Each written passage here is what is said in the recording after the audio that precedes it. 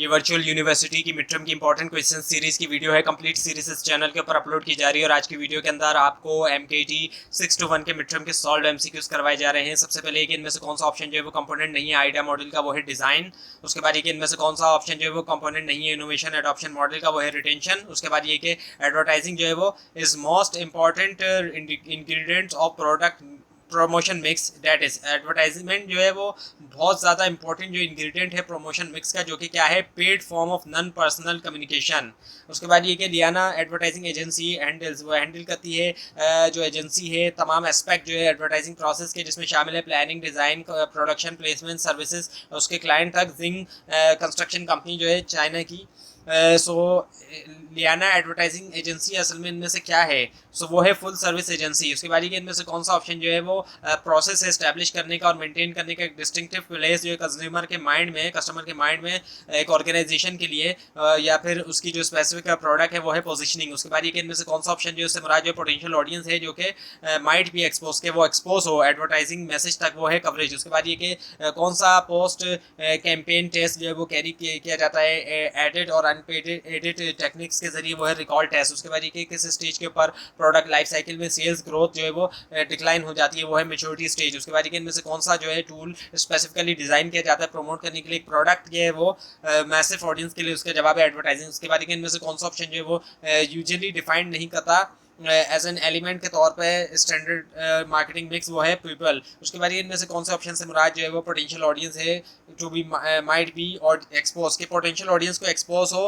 Advertising message coverage, ये पहले भी आ चुका है। उसके बाद ये है कि इनमें से कौन सा जो है विच of the following advertising agency, कौन सी एडवर्टाइजिंग एजेंसी जो है वो ऑफर करती है दोनों क्रिएटिव और मीडिया सर्विसेज रिसर्च के साथ क्लाइंट्स को, वो है कंपोजिट एजेंसी। उसके बाद इनमें से कौन से ईयर के अंदर फर्स्ट न्यूज़पेपर और पहला जो न्यूज़पेपर एड है seeking buyer for an Oyster Bay was publish हुआ था, वो है 1704 में। उसके बाद ये with which of the following method, कौन से मेथड के साथ एक कंपनी जो है वो कंपेयर करती है इंटरनल कैपेबिलिटी जो है चैलेंजेस के साथ एक्सटर्नल एनवायरनमेंट के, वो है स्वॉट एनालिसिस। उसके बाद which one of the following explain, इनमें से कौन सा ऑप्शन जो है एक्सप्लेन करता है कोर्स जो है प्रोडक्ट सेल्स का और प्रॉफिट का ओवर इट्स लाइफ टाइम, वो है प्रोडक्ट लाइफ साइकिल। उसके बाद ये विच ऑफ द फॉलोइंग, इनमें से कौन सा ऑप्शन जो है वो जो है क्या है, इज द प्रोसेस, वो है प्रोसेस आइडेंटिफाई करने का groups of customer with basically similar wants के साथ, नीड्स के साथ, प्रेफरेंसेस के साथ या फिर बाइंग बिहेवियर के साथ, वो है सेगमेंटेशन। उसके बाद ये टेक्निकल एडवांसेस, शिफ्ट होना कंज्यूमर टेस्ट में, इंक्रीज होना कंपटीशन का, वो रिड्यूस कर सकता है डिमांड जो एक प्रोडक्ट की। ये थ्रेट जो है अराइज करता है ज़्यादातर arise mostly in which of the stage of PLCN के प्रोडक्ट लाइफ साइकिल। सो ये जो थ्रेड होता है ये आता है ज़्यादातर कौन से स्टेज में, प्रोडक्ट लाइफ साइकिल के, वो है डिक्लाइन के अंदर। उसके बाद ये कि इनमें से कौन सा जो है वो ऑप्शन नहीं है एक रिक्वायरमेंट जो है सेट करने की और एडवर्टाइजिंग ऑब्जेक्टिव, वो ये है कि objective must be stated in terms of profit, objective को लाजमी स्टेट किया जाए इन टर्म्स ऑफ प्रॉफिट। उसके बाद ये कि in terms of execution style की टर्म्स में एक फैमिली जो है वो सीट करती है डिनर टेबल के ऊपर एंजॉय करते हुए एडवर्टाइजिंग प्रोडक्ट, वो एग्जाम्पल होगी इनमें से किस टाइप की एडवर्टाइजिंग, वो है स्लाइस ऑफ लाइफ। उसके बाद ये कि इनमें से कौन सी जो है टाइप जो है एडवर्टाइजिंग की प्रमोट करती है प्रोडक्ट सर्विस या आइडियाज एक्सपेक्टेशन के साथ प्रॉफिट बना करने की, वो है कमर्शियल एडवर्टाइजिंग। उसके बाद ये कि इनमें से कौन से ऑप्शन से मुराद जो है वो नंबर ऑफ टाइम, यानी कि कितनी बार जो है ऑडियंस जो है वो is expose to an advertisement message, वो है फ्रीक्वेंसी। उसके बाद ये कि कौन सा प्रोमोशनल मिक्स इंग्रेडिएंट कॉस्ट जो है कंसिडरेबली ज़्यादा होती है दैन एडवर्टाइजिंग के मुकाबले में, कि पहुंचा जाए 1% तक, but can provide more immediate feedback, लेकिन उससे इमीडिएट फीडबैक भी मिलता है, वो है पर्सनल सेलिंग। उसके बाद ये कि टेक्नोलॉजिकल एडवांसेस जो होते हैं, शिफ्ट होना कंज्यूमर टेस्ट के अंदर, इंक्रीज होना कंपटीशन, ये तमाम जो है वो रिड्यूस करते हैं डिमांड एक प्रोडक्ट के लिए। टिपिकली तौर पे ये कौन सी स्टेज है, प्रोडक्ट लाइफ साइकिल की डिक्लाइन स्टेज है। उसके बाद ये कि इनमें से कौन सा जो है which one of the following, इनमें से कौन सा एक ऑप्शन जो है वो नहीं है पार्ट एडवर्टाइजिंग पिरामिड का, वो है नीड। उसके बाद ये कि US प्रेसिडेंशियल इलेक्शन जो है 2008 के दो मेजर कैंडिडेट बाराक ओबामा और जॉन मैकिन जो है उन्होंने स्पेंड किया मोर देन $28 मिलियन जो है एडवर्टाइजिंग के लिए, उनकी इलेक्शन कैंपेन के लिए। इनमें से कौन सा जो है बेनिफिट जो है उनको मिला ह्यूज स्पेंडिंग से, वो है पॉलिटिकल। उसके बाद ये कि डैश, इनमें से जो है वो आर्ट है और साइंस है, फिटिंग द प्रोडक्ट फिट करना, यानी कि प्रोडक्ट या सर्विस टू वन और मोर सेगमेंट, एक या ज़्यादा सेगमेंट के लिए of the broad market in such way, इस तरीके से as to set it meaningfully, कि इसको मीनिंगफुली सेट किया जाए अपार्ट फ्रॉम कंपटीशन, वो है पोजिशनिंग। उसके बाद ये कि idea is abbreviation of, idea abbreviation है किसकी, अटेंशन, इंटरेस्ट, डिजायर, एक्शन। उसके बाद ये कि advertising space usually purchase in small amount, इस एडवर्टाइजिंग स्पेस जो यूजुअली परचेज किया जाता है स्मॉल अमाउंट में बाय पब्लिक करती है, publish by categories in its on section of advertising, वो कहलाता है क्लासिफाइड एडवर्टाइजिंग। उसके बाद ये कि कोई भी जो फॉर्म एडवर्टाइजिंग की जो कि अपेयर होती है मूविंग ऑब्जेक्ट पे, वो कहलाती है ट्रांसिट एडवर्टाइजिंग। उसके बाद ये कि इनमें से कौन सा ऑप्शन जो है वो प्रोसेस है और एक्टिविटीज़ है, एंड एक्टिविटीज पीपल एंगेज होते हैं लोग जिसमें, व्हेन सर्चिंग फॉर, जब वो सर्च करते हैं, परचेसिंग करते हैं, यूजिंग करते हैं, वैल्यूएट करते हैं, डिस्पोजिंग करते हैं प्रोडक्ट और सर्विस, ताकि सेटिस्फाई करें उनकी नीड्स और वहाँ डिजायर्स, वो है कंज्यूमर बिहेवियर्स। उसके बाद ये कि measure of the number of different audience, एक जो मेजर है नंबर जो है मेजर ऑफ नंबर है डिफरेंट ऑडियंस मेंबर का, जो कि एक्सपोज किया जाता है एटलीस्ट वंस उनको एक media vehicle given period of time में, वो कहलाता है रीच। उसके बाद ये जो एक्ट है इन्फॉर्म करने का या रिमाइंड करने का कंज्यूमर को एक स्पेसिफिक प्रोडक्ट या ब्रांड के बारे में, वो क्या है, प्रमोशन। उसके बाद ये कि highly involve dash are more motivated and actively looking for information, इसका जवाब है टारगेट ऑडियंस। उसके बाद ये कि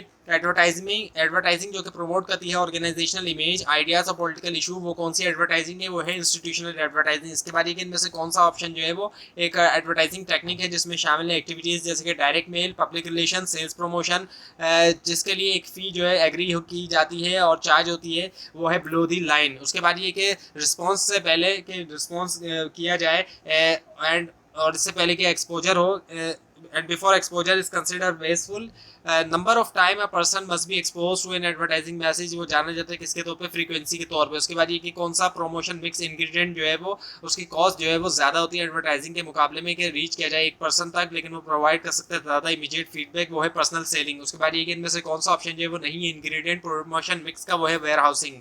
उसके बाद ये कि इनमें से कौन सा एक जो है मीडिया जो है ज़्यादा इफेक्टिव है प्रमोट करने के लिए एग्रीकल्चरल प्रोडक्ट, वो है टीवी। और उसके बाद ये कि इनमें से कौन सा ऑप्शन जो है वो एक्सप्लेन करता है कॉस्ट ऑफ प्रोडक्ट सेल्स और प्रॉफिट जो है ऑल इट्स लाइफ टाइम, वो है प्रोडक्ट लाइफ साइकिल। उसके बाद अच्छा ये दोबारा आ गया। उसके बाद ये कि इनमें से कौन सा मेथड जो है उसको यूज़ किया जा सकता है डिटरमाइन करने के लिए एडवर्टाइजिंग बजट, वो है कॉम्पिटिटिव पैरिटी मेथड। उसके बाद ये कि रोप ROPE जो है एक प्रॉब्लम सॉल्विंग स्ट्रेटजी है और उसकी फुल फॉर्म है रिसर्च ऑब्जेक्टिव प्रोग्रामिंग इवैल्यूएशन। उसके बाद ये कि इनमें से कौन सा जो है वो टूल वो यूज़ नहीं होता डिसाइड करने के लिए एडवर्टाइजिंग रीच, वो है कॉम्पिटिटिव पैरिटी रेटिंग। उसके बाद ये कि which one of the following advertising objective, इनमें से कौन सा एक एडवर्टाइजिंग ऑब्जेक्टिव जो है उसको डिफाइन किया जा सकता है इंक्रीज करने के लिए कंपनी का ब्रांड यूसेज रेट का एग्जिस्टिंग कस्टमर कंज्यूमर्स के दरमियान, और इनकरेज करना नन यूजर्स को कि वो ट्रायल लें और या फिर वो परचेज करें, वो है बिहेवियर रिलेटेड ऑब्जेक्टिव। उसके बाद ये कि क्रिएटिव प्रोसेस के अंदर इनमें से कौन सा स्टेप जो है हेल्प करता है आपको कि आप रखें प्रॉब्लम को out of your conscious mind और रखें प्रॉब्लम इन्फॉर्मेशन को कि करें क्रिएटिव वर्क, वो है इंक्यूबेशन। उसके बाद ये कि एक प्रिंटिंग एरर जो है न्यूज़पेपर एडवर्टाइजमेंट में, वो एग्जांपल है किसकी, नॉइस की। उसके बाद ये कि इनमें से कौन सा जो है वो प्रोसेस है आइडेंटिफाई करने का group of customers basically similar wants के साथ नीड्स प्रेफरेंसेस या बाइंग बिहेवियर्स, वो है सेगमेंटेशन। उसके बाद ये कि कौन से स्टेज के ऊपर प्रोडक्ट लाइफ साइकिल में सेल्स ग्रोथ जो है वो डिक्लाइन हो जाती है, वो है मैच्योरिटी। इसके बाद ये कि इनमें से कौन से ईयर के अंदर पहला जो न्यूज़पेपर एड था seeking buyer for an Oyster Bay was publish, वो है 1704। उसके बाद ये कि अगर बेवरेज कंपनी से कहती है कि हम प्रोबेबली जो है वो बन चुके हैं बन जाते हैं लीडर जो है बेवरेज इंडस्ट्री के नेक्स्ट ईयर में, सो इनमें से कौन सी अपील जो है कंपनी जो है वो यूज़ की अपनी एडवर्टाइजमेंट में, वो है वीजल क्लेम। उसके बाद ये है कि इनमें से कौन सा ऑप्शन जो है वो is not usually define, usually तौर पर डिफाइन नहीं होता एज एन एलिमेंट के तौर पर स्टैंडर्ड मार्केटिंग मिक्स के, वो है पीपल। उसके बाद ये है कि इनमें से कौन सा जो है विच of the following the concept of intermediary is most closely associated, वो है चैनल्स ऑफ डिस्ट्रीब्यूशन। उसके बाद ये with which of the following method, में से कौन से मेथड के साथ एक कंपनी कंपेयर करती है इंटरनल कैपेबिलिटीज जो है चैलेंजेस के साथ उसके एक्सटर्नल एनवायरनमेंट के, वो है स्वॉट एनालिसिस। उसके बाद ये कि इनमें से कौन सा जो है वो ऑप्शन प्रोसेस है एस्टैब्लिश करने का और मेंटेन करने का एक डिस्टिंक्टिव प्लेस जो है कस्टमर्स के माइंड में एक ऑर्गेनाइजेशन के लिए या स्पेसिफिक प्रोडक्ट के लिए, वो है पोजिशनिंग।